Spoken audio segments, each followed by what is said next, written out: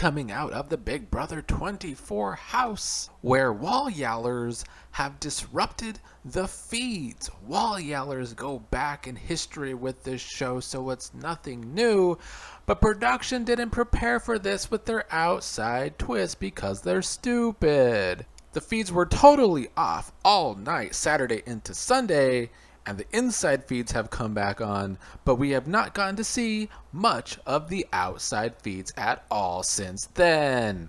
We have some exclusive reactions, starting with Big Brother Twitter. For the win! He got it! The more yelling, the better, according to Twitter, because the feeds are boring anyway, and they are. Here is an exclusive reaction to Big Brother Reddit, who is taking this hard. Hi, Big Brother Redditor, how are you feeling about the wall yelling?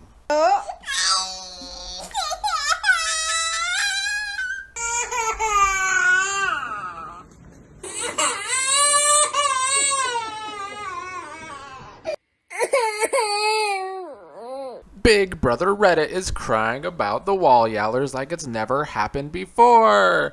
They are also upset that they cannot watch the boring feeds. Lastly, in an exclusive hard to get, here is the reaction from Big Brother Facebook. Sir, how are you feeling about the Big Brother live feeds being down?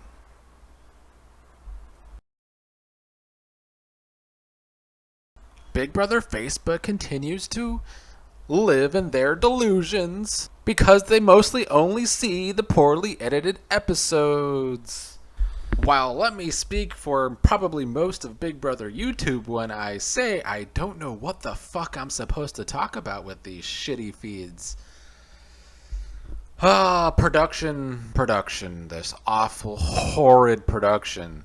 They botched the fuck out of this twist.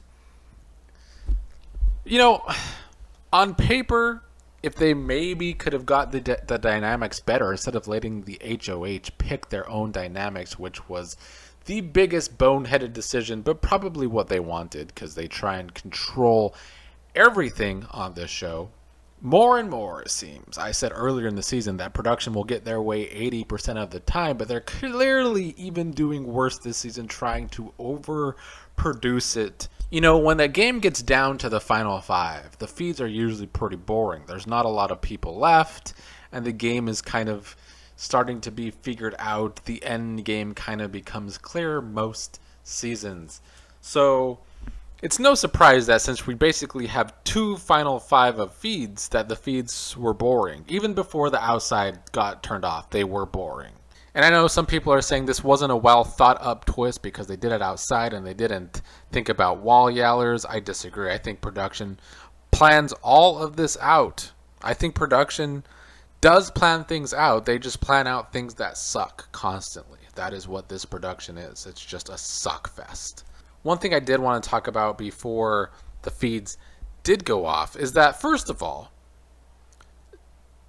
Terrence was targeting Joseph before Kyle threw the leftovers completely under the bus. It's another testament to Kyle doing a little too much this week. His extreme things to protect Alyssa. And as it all has seemed like we haven't seen a lot of the outside feeds for over a day now, or like a day and a half. So we don't know that Joseph is still the target and that if Terrence is going to use the veto, but we kind of know. Like, it seemed pretty clear Joseph was the main target this week. Terrence won the veto, so there goes Joseph.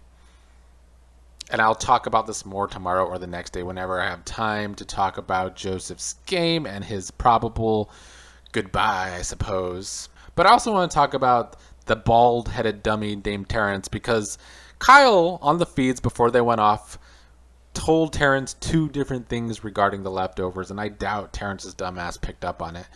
Because when he first told him about the leftovers, he basically told Terrence that it was him, Monty, Joseph, and Turner that put it together. They brought in Michael and Brittany, and that Taylor was basically the last person pulled in as a number.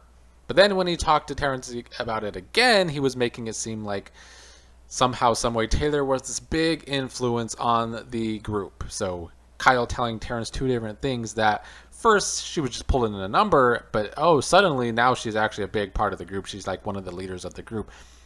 If Terrence was actually a good player, he would pick up on these kinds of things, but he isn't. Maybe he still will surprise us all and be able to use this info to his advantage in the game, but I continue to have zero faith in him. And much like I've said and others have said, I think Terrence is just happy to have info, and once he gets info, his ego gets out of control, and he thinks he is just great, and he's not anything of the sort. Now from one dumb player to another, it's basically the whole house. But next, we'll talk about Brittany. You know, when she first told Michael that she was okay going to the end with him, I thought it was a ploy. I thought it was a part of her game.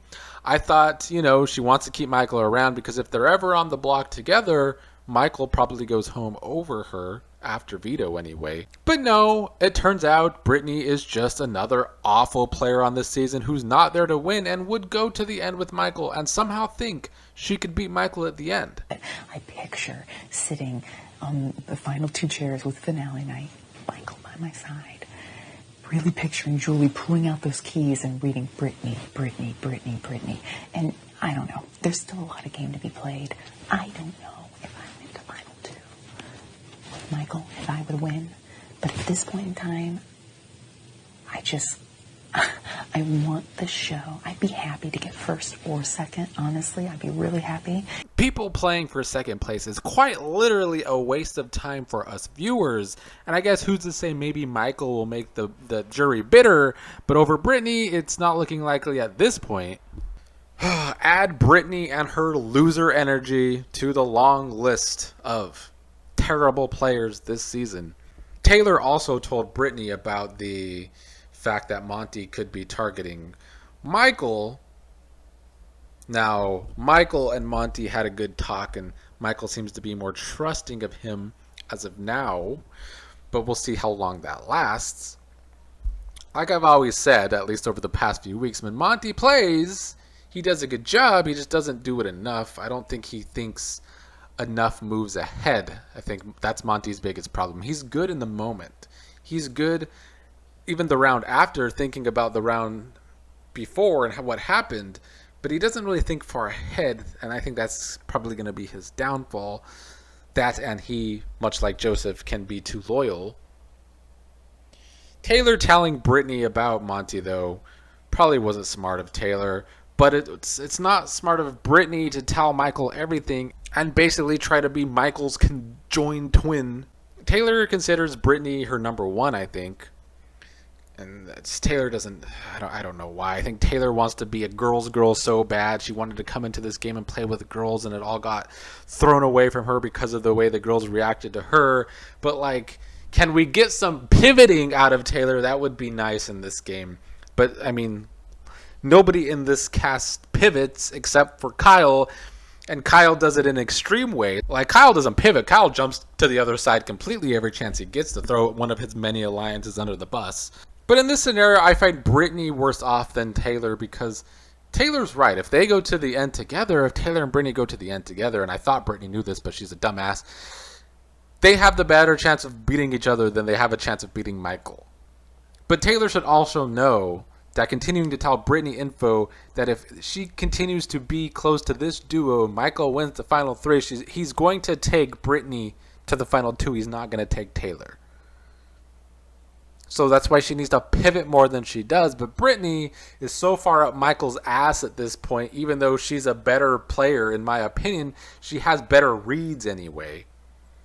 Michael's great at competition, but I think Brittany has a better... She has saw this game better throughout it than Michael has. But now, her head's so far up Michael's ass, she can't see shit Well, she can see shit, but she can't see anything else. Not much else to say. The outside feeds are off. We don't really know what's going on. And the house is pretty boring. Jasmine is still the target.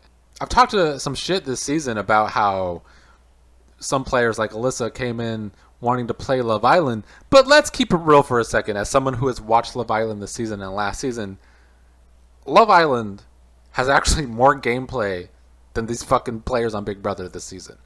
People go on Love Island and play that game, try and get in these relationships they think might be popular, try and get in these relationships to stay in the game and not get voted out. These people don't play for themselves on Big Brother.